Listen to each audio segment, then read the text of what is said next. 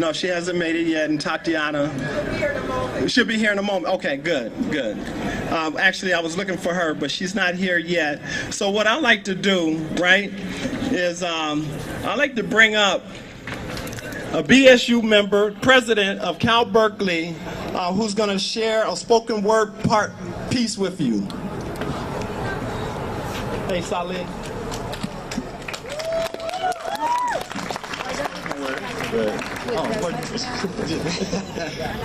Right, thank you. So it's not a spoken word piece, but it's a few words I put together.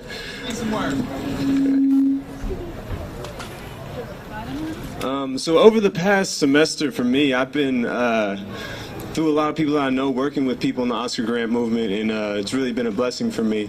And it's an honor and a privilege to even be up here on this stage to share some words. So when I was asked to speak, I really took some time to reflect on what Oscar Grant really meant to me, what it meant to my family, my friends, and I came up with a few things. And really it's what my heart feels, my mind was thinking, what my body is doing, and maybe even a little bit about my soul too.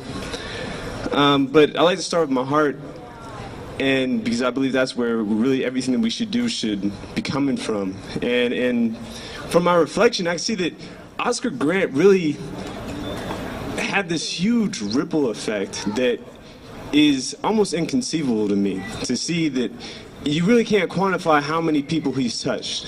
And really just the people who are collected here is just a small window into the amount of people that he's connected with. His story has caused people to pause and reflect and really see, what does it mean to be black in America, right? What does it mean to be a black man? And even though his story in many ways is filled with a lot of pain, with a lot of hurt, with a lot of anger, and justifiable anger, righteous rage. Really, what all I've gotten from the Oscar Grant movement is love.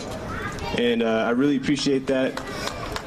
I really appreciate the people I've been able to connect with. And really, I didn't have the privilege of being able to meet Oscar, but just by seeing what impact he had on people makes me think that I wish I would have had the time just to really to kick it with him and to know him as a person, right? But the second thing is the mind. And as brother said, I go to UC Berkeley. I pay $15,000 a year to just sit around and think. So the mind's kind of my forte. And I came to the conclusion that there only is and only will be one Oscar Grant. And this I'm sure of, right? But there's a lot of people who have a similar story, who have a similar ending or a similar transition, really. And not only is there people who have a similar story, it's part of a greater narrative, right? A greater narrative that's not disconnected from a lot of other issues that the black community deals with. It's not disconnected with high unemployment, with poor health and low life expectancy, with sisters having to sell their bodies right here on the streets of Oakland. These things aren't disconnected. And when I got to thinking, I got to really pondering on what Oscar Grant meant to me, when he was killed, I was in high school, right?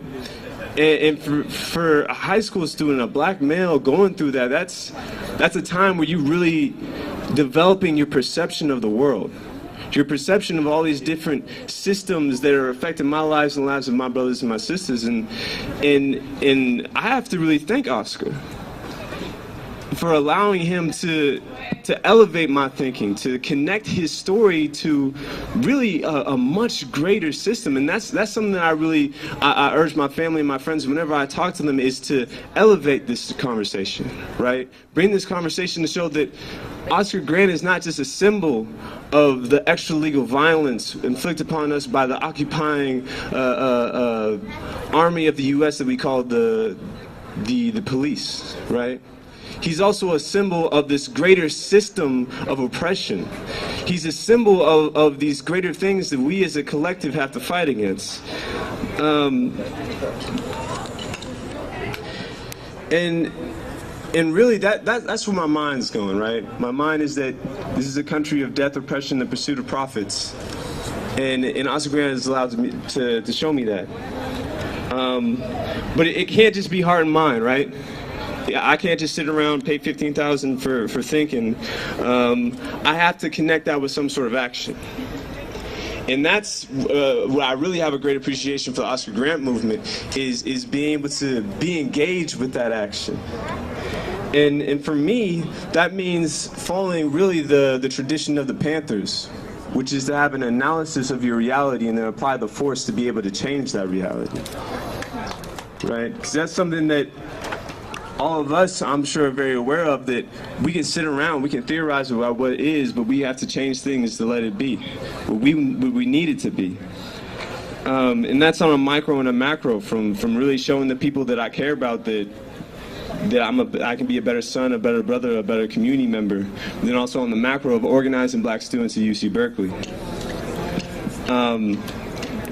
But I'm gonna end with one last lesson that I got from Oscar Grant, and that's around the issue of my soul.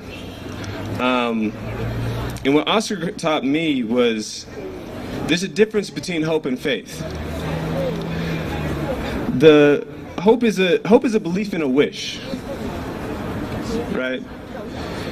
And what I believe really the black community and a lot of people in general have been fed this idea of hope to immobilize us, right?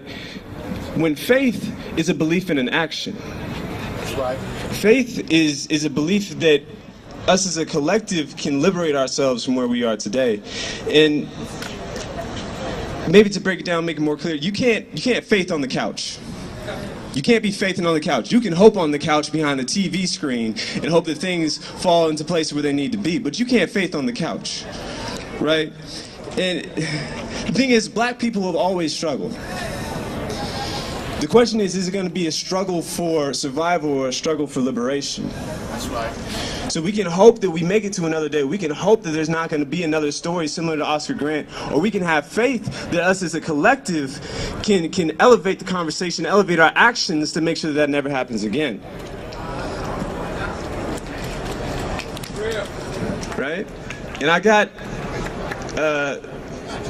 for those who study the Bible, for those who are Billie Holiday fans, I got a line that says, God bless the son that has his own, right?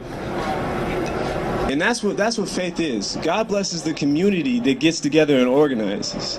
Because I don't care what religion you attest to, what book you study, what God you praise, no doctrine has ever said, sit on the couch and it shall be. No doctrine has ever said that, right?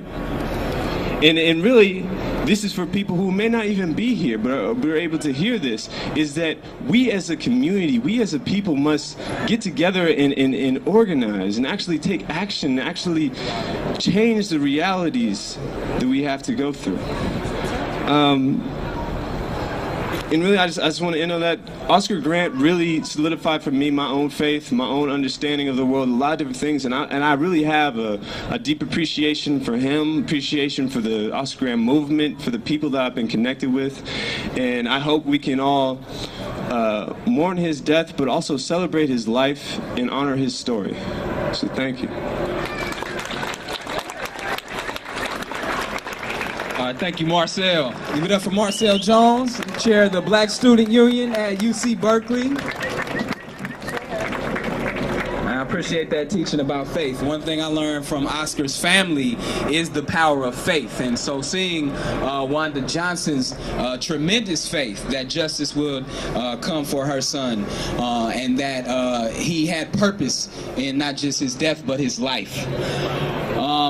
Coming up next is person I'm very pleased to introduce, honored to introduce, brother he came all the way from Pittsburgh, Pennsylvania, not Pittsburgh at the end of the BART